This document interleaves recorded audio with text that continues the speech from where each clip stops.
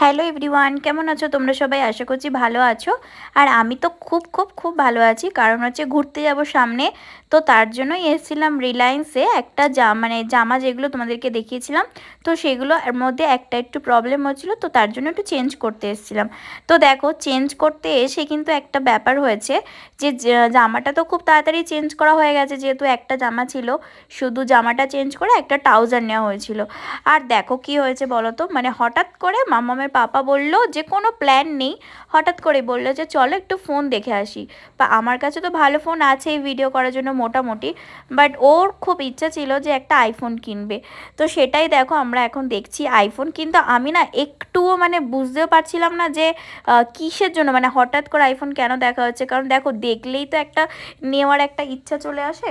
তো সেটাই আর কি ব্যাপার, আমি আমি তো বুঝতেই পারছি না যে কিসের জন্য নিয়ে এসছে। ও শুধু বলল যে চলো একবার দেখি, দেখেই চলে যাব। তো এই দেখো, যেমনটা হয় দেখলেই কিন্তু নিতে ইচ্ছা করে, না নিয়ে মনে হয় না যে বাড়ি আসি, তখন মনে হয় ঠিক আছে যাই হোক কিছু, ফোনটা নিয়ে নিই, খুব পছন্দ হয়েছে। তো আমাদেরও কিন্তু সেরকমটাই হয়েছে। দেখো, এই যে আইফোন যেটা আছে 15, ওইটাই আমাদের পছন্দ হয়েছিল। তো আমরা ওইটা নিয়ে কথাবার্তা বলছিলাম, তো লাস্টে আবার ওটাই নেওয়া হয়েছে যেটা 15 রয়েছে। তো দেখো, আমরা এখন বিল কাউন্টারের কাছে চলে গেছিলাম। আর কিভাবে কি নেওয়া হবে আমি বলছিলাম, তাও যে কিছুদিন পরে নিই, কিন্তু ইচ্ছা ভিতরে তো প্রচুর যে হ্যাঁ ফোনটা নিই, তারপর সামনে ঘুরতে যাব। তো তার জন্যই কিন্তু ফোনটা নেওয়া হয়েছে। আর একটা কী হচ্ছে বলো তো, সকালবেলা যে চশমাটা আমাকে দেখছো পরে আছি, ওটা কিন্তু আমি একদমই পরি না, ওটা আমার একদমই ভালোই লাগে না।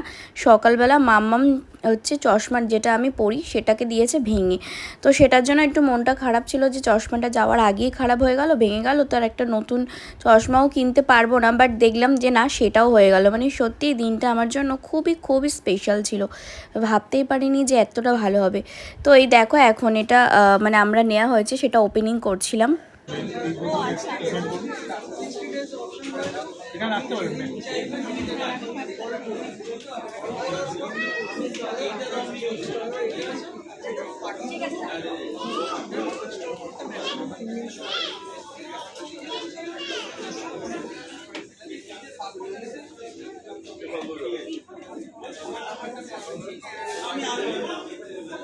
পড়ে যাবে পড়ে যাবে।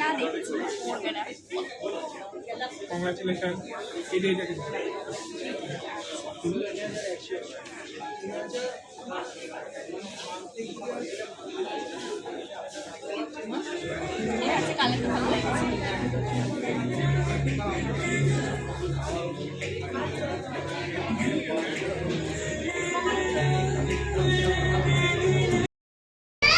তো এই দেখো, এখন বাড়ি চলে এসেছি, আর এই যে ফোনটা নিয়ে এখন প্রচুর পরিমাণে ব্যস্ত আছে।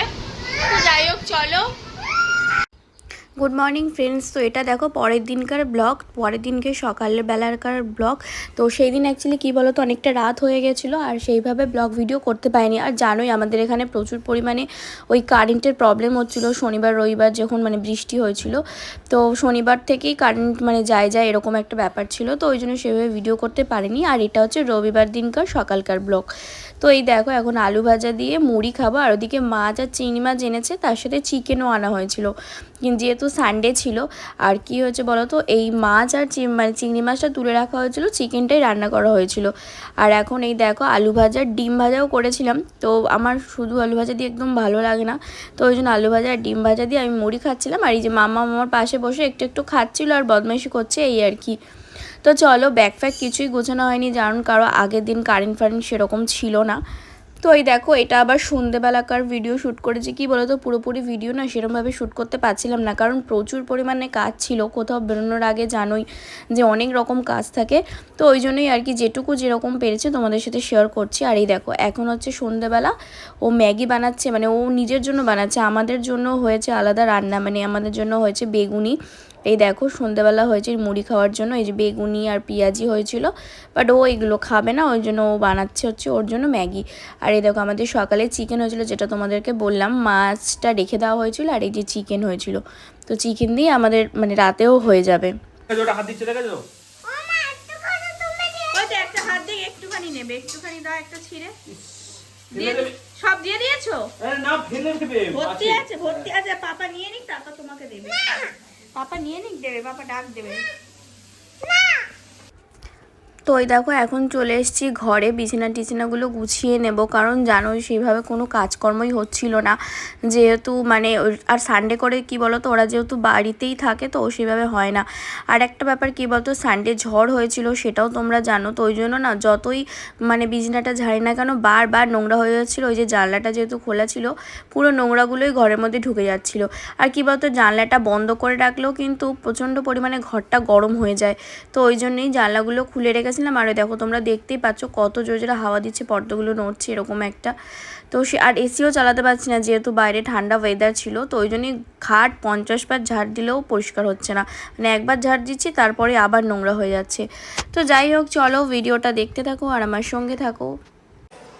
You're saying quite correctly that someone like Tripathi, who's at the non-striker's end, can steal leg side of the ball.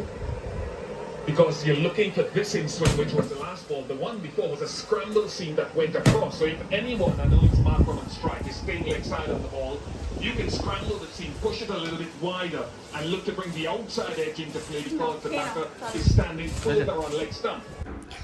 তো এই দেখো এখন সন্ধ্যেবেলা নিয়ে চলে এসেছি ঘরের মধ্যে আটা, কারণ হচ্ছে রুটি হবে, কারণ চিকেন হয়েছে তো রাতে, ওই জন্য রুটি হবে। তো ওই সেটাই বললো যে চলো রুটি করে নাও, কারণ ভাত দিয়ে আর খাবো না, সকালে ভাত হয়েছিল। আর এই দেখো এখানে খেলা হচ্ছিল বলে ভাবছিলাম যে ঘরে বসি তাহলে আটা মাখি, কারণ বাইরে কেউ নেই, যে যার ঘরে সবাই ঢুকে আছে, তো ওই জন্য আমিও চলে এসেছিলাম ঘরে। বাইরে বিশাল ঝড় আসছে, তো ওই জন্য তাড়াতাড়ি করে আটাটা মেখে নিচ্ছি। আর আটাটা ঘরেই বসে মাখছি, কেন একটুখানি খেলা হচ্ছিল তো সেটা দেখবো, ওই জন্য। আর এই দেখো বিছনাটা গুছিয়েছি, আবার নোংরা করে দিয়েছে মাম্মাম। তো এইটা গুছিয়ে নিয়ে তারপরে ওই সোফাটা গুছাবো। খুলে গেছে, পড়ে গেছিল। তো ওই সোফাটা গুছাবো, সকাল থেকে ট্রাই করছি বাট হচ্ছে না, তো ওই জন্য ভাবলাম আটাটা মেখে নিয়ে তাড়াতাড়ি সবাই খাওয়া দাওয়া করে নেবো আজকে। কারণ হচ্ছে কি বলতো, ঝড় বৃষ্টি আসছে, বুঝতে পারছি না, বাবা দাঁড়া পড়ে যাবি, তো সেটাই আর কি করে নিই এটা। আর রুটি করব, মানে সবাই রুটি খাবে বলছে, তো এই রুটি মোটামুটি এইটাতে হয়ে যাবে। আর ভাতও আছে, তো হয়ে যাবে। আটাটা মেখে নিয়ে রুটিটা করে নেবো ঝটপট, ব্যাস, তারপরে খাওয়া দাওয়া করে নেবো। তো আমার ব্লগটা দেখতে থাকো, আর পরে তো ভালো ভালো ব্লগ দেখতেই পাবে, কারণ আমরা ঘুরতে যাচ্ছি, এটা তোমাদেরকে আগেও বলেছি, আবারও বলছি। তো আমরা যাচ্ছি নর্থ বেঙ্গল ঘুরতে, তো সেখানে তোমাদের, হ্যাঁ তোমাকে নিয়ে যাব। তো সেই ব্লগগুলো আসছে, একটু লেট হবে, কারণ হচ্ছে ওখানে নেটওয়ার্ক সেরকম থাকে না, যেটা আমরা খবর পেয়েছি। যাই হোক, যদি যতটুকু থাকবে তোমাদের সাথে শেয়ার করার চেষ্টা করব। তোমরা আমার পাশে থাকো আর সঙ্গে থাকো আর সাপোর্ট করার। প্রচুর বাইরে কিন্তু প্রচুর ঝড় হচ্ছে, এখন বুঝতে পারছি না রাতে কি হবে না হবে। তো চলো এখানেই ব্লগটা শেষ করে দিচ্ছি, কারণ 2 দিন ধরে ভিডিও করে তারপরে তোমাদের সাথে শেয়ার করেছি ব্লগ ভিডিও, তো আর ভিডিওটা বাড়াচ্ছি না। তো চলো টাটা, গুড নাইট।